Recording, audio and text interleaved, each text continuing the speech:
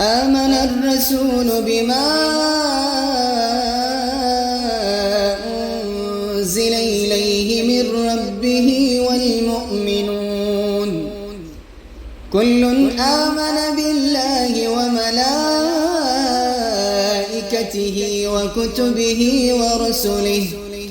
لا نفرق بين أحد من رسله وقالوا سمعنا وأطعنا غفرانك ربنا وإليك المصير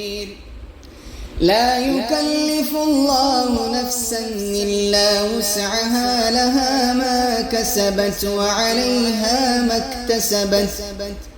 ربنا لا تؤاخذنا إن نسينا أو أخطأنا ربنا ولا تحمل علينا إسرا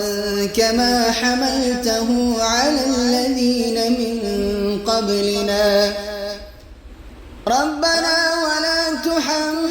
تحملنا ما لا طاقة لنا به واعف عنا واغفر لنا وارحمنا أنت مولانا فانصرنا على القوم